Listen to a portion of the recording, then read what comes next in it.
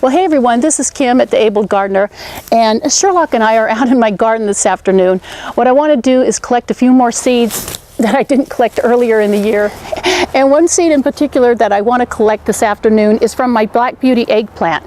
Now I've got a few Black Beauty eggplants still, well, there's still probably 3 or 4 growing in my yard, but it is starting to die because of the cold weather.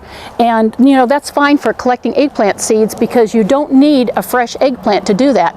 What you want to do is take one of your best eggplants from summertime and toss it somewhere like in your compost pile, or just leave it in a bowl or on a plate somewhere. And sitting outside is a good idea because then it can start rotting right away. I had taken a couple of mine off, thrown them in my compost pile. We'll go get those right now and I'll show you what they look like.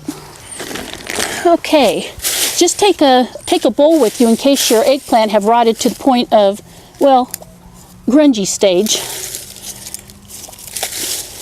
And it's probably a good idea to wear some rubber gloves because you're going to be digging around in a rotten eggplant.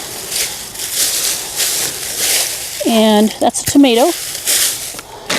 So let's go back where I have a pitcher of water waiting, and we're going to clean out this eggplant. Now, as I mentioned, you may want to wear some rubber gloves while doing this because it can get pretty rotten inside an eggplant that's been sitting on a compost pile. But here I have the top of an eggplant. Doesn't have much seeds up here because most of the seeds are located in the bottom. So we're just going to scoop a few out of the bottom there and throw the rest of this eggplant away. Here's the bottom portion of that same eggplant. You can see where most of the seeds just come from the bottom. So we'll scoop out the seeds along with some of the flesh, and you just can't help doing that. You can't get a lot of the seeds without taking some of the flesh and maybe a little bit of the skin, but that's okay because we're going to wash that away in just a minute. So let me irrigate this and get the rest of those seeds out. Now these seeds have been out in the sunshine and, like I said, decomposing in the compost pile, and they're no doubt very viable. So you'll get a good germination rate with seeds like this. Clean the rest of the eggplant off and then wash them out in my bowl. Now just work your hand around in the bottom, cleaning any flesh off of the seeds. Wait for a minute because the seeds are going to sink, and then we'll pour the sturdy water off the top.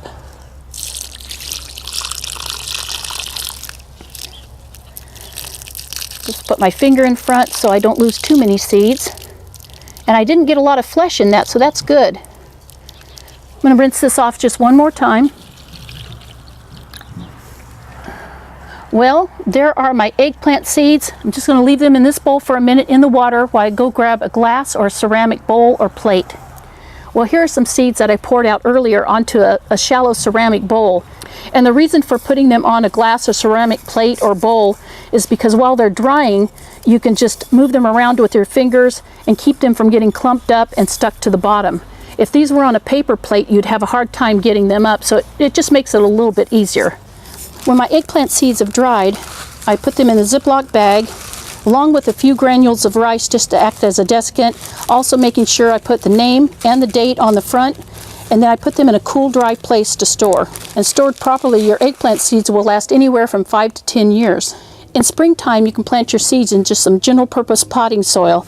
I usually put 2 seeds in each cell, removing the weaker one after they come up.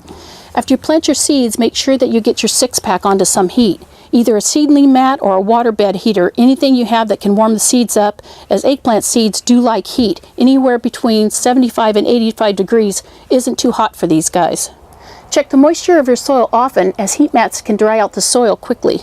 Picking up a moisture meter is a good idea, especially if you have any seedlings on heat mats.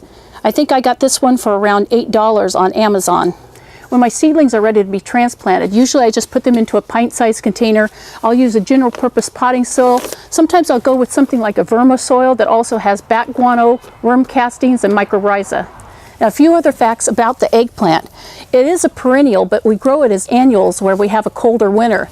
Even for us cold weather gardeners, you can still keep your summer eggplant going by just taking a cutting off of one of the stems, cut most of the leaves off of the bottom of the stem, take it inside, put it in a glass of water, and as soon as it starts sending out roots, get it into some potting soil and put it in a sunny window. And next spring you'll be ahead of the game because you'll have a nice, well-established eggplant to put out in your garden. And that's also beneficial if you happen to have a short growing season. Well, you guys, that's it for me. Thanks for joining me this afternoon on how to harvest seeds from an eggplant, and I'll be talking to you later. God bless you guys. Bye-bye.